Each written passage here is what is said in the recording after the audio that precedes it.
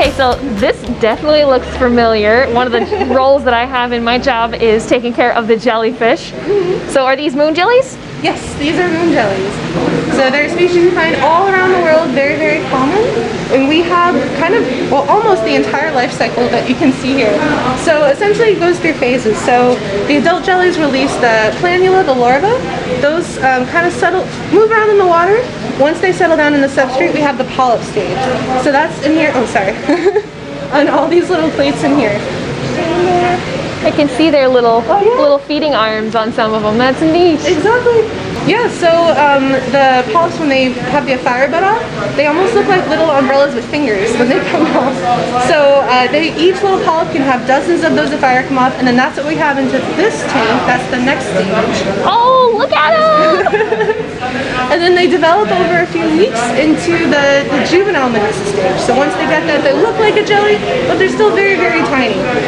And once they're big enough, we move them into our larger jelly exhibit. You can see the adult moon Whoa, they're massive. Yeah, they can grow to typically be about the size of a dinner plate. So usually about a foot in diameter. We have cars going on us. Okay, so most of them have 4 stomachs, but this guy's got way more. Yeah, they vary. So, and there are technically a couple different species of moon jelly. There's Aurelia aurita and Aurelia labiata, I think is the second one. Very, very similar. I've heard it's the only way you can tell the difference is by going around like the little notches around the bell. Yeah, like little scalloped bells, I guess, exactly. versus... So it's usually just the same moon jelly. It covers them all. But they do have different variation. You'll see that those little 4 horseshoes where the stomach, the gonads are. You'll see all these different kinds of variations in them. Some will have, as you can see, like longer tentacles that come out. Some have very short ones.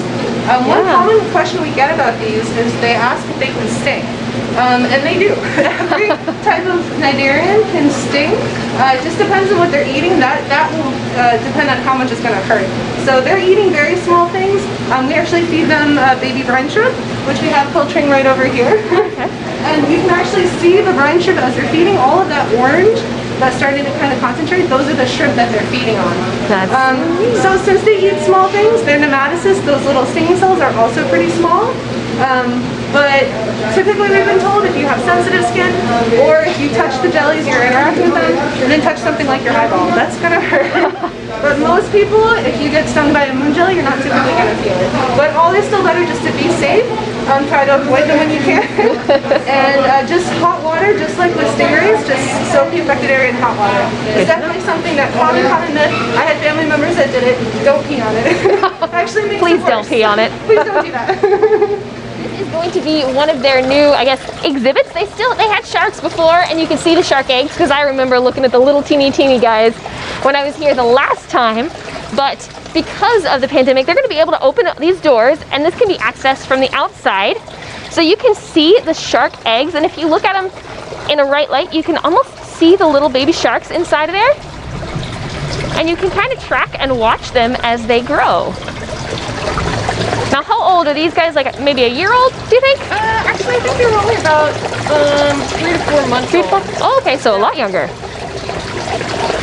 Look how cute, they're so cute.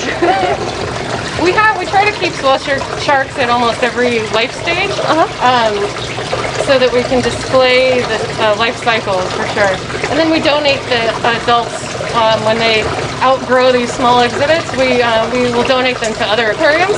And so we've shipped sharks across the country before, and just actually recently to the New England Aquarium. Oh wow, okay. Very cool. So now, one cool thing about this is that this tray actually is sliding and can move back, so you could be able to look at the sharks that are hanging out down here. Right. That's so cool. Right, and the purpose of this is so that we can have it be a touch tank. Previously, we had the sharks on display, but there was just one large tank, and there wasn't any area for the sharks to go like rest and hide if they felt like they wanted to.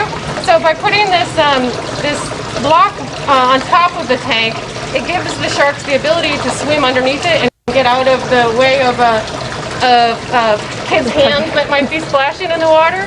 So now we feel like because the sharks have a refuge area, it's more acceptable for the for us to come into their environment. You know. That is so awesome. And if they need more space, we can push this out farther and give the sharks more of a refuge area if they so desire.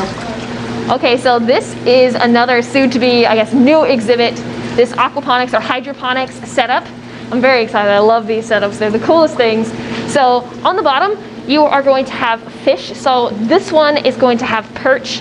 It's kind of hard to see, but there's two little teeny tiny guys that are hanging out in the back corner, right? So what happens is the water that's in these systems and all of the fish waste that's produced gets pumped up into this holding, I guess it's a holding trough basically, but it's got all of this like pea gravel and stuff, and then you can see that there's plants growing in it. So the plants utilize the waste that's in the water, and then not only do you have clean water, but you also have garden fresh vegetables and herbs and whatever you might want to grow.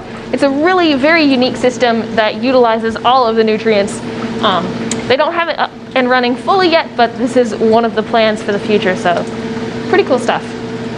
I don't know if you're curious what this thing is that I'm holding, but it's a gray whalebone. Now, you might have been on a whale watching tour before or something like that and kind of got an idea of how big and large whales are, but really, this is just one bone in a whale. How massive is that? Like, just incredible when you think of the size of these animals that are swimming out there. So that was the rib. This is the vertebra. Can you imagine what kind of chiropractor they would need to go see if they had to get their backs cracked? All right, so now we're, I guess, in the kitchen of sorts. It's definitely a kitchen for the animals. We always liken it to sort of like a mad scientist laboratory station with everything going on. But we get a common question from visitors when they ask, you know, what are we doing over here? So this is where we do a lot of our food prep, getting food ready for the animals, and this is where we also culture our brine shrimp. We actually feed baby brine shrimp. It's about 2 to 3 day old brine shrimp to most of our filter feeding animals, including the jellies. So essentially we get the eggs dried, they're refrigerated, and we put them into a solution with seawater and light. The light induces the eggs to sort of hatch. Once they hatch, we put them into another tub. We call it like an algae cocktail. A few different types of algae enrichment. Get them nice and nutritious for our animals, so they're not just empty calories. And then after, the whole process takes about maybe 1 to 2 to 3 days, and eventually we'll just have a tub with just concentrated baby brine shrimp. So they're teeny tiny, about the size of a grain of salt, and adults would normally, I think, be about 1 centimeter in length, but that would be too big for most of our animals, not for the seahorses though. And they get 3 square meals a day. 3 times a day they get fed. All right. So yeah, this is what's the coloring in the jellyfish that we saw, that bright orange, or not bright orange, but the orange pink color. Exactly. So the more concentrated you see that color, that means the more brine shrimp that they've been feeding into. That's pretty neat. One form of live foods, and I talk in some of my other videos, I talk about enrichment, and this is a good way. Offering live foods to the animals is a great method of enrichment. Exactly. So these are the California moray eels, right? Yes. Yeah, so they're all California morays, the same species. They are found along our coastline. Interesting fact about moray eels, they actually breed further south in warmer waters, so more in Baja, and then the larvae actually drift north and settle down and grow up here. Oh, that's cool. I didn't know that. One really cool fact about them. Another cool fact, so these are about full grown. They usually reach, I believe, about 4 to 6 feet in length. There is one kind of a juvenile in there, but he might be hiding. But one of my favorite things about eels is people always think that they're super aggressive because they're always kind of looking at you and opening and closing their mouth. But what they're doing is they're just breathing. So the little dark hole that's on the side, that is actually their gill opening.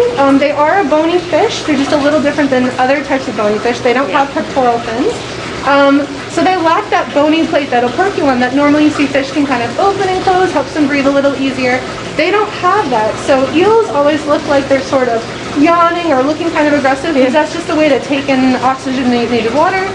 We actually have a pipe where the fresh seawater comes through, and sometimes they'll just sit there with their face in it because it's just going right in. So they definitely have found an easy way to live.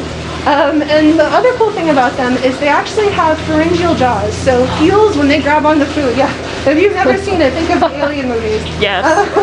But when they're living in rocks, if they're trying to catch prey, especially an octopus or something like that, it's hard to grab onto them because most fish can create negative pressure. It's basically suction. Yeah. When they open their mouths wide and fast, it kind of goes, and it kind of literally pushes the food into their mouth.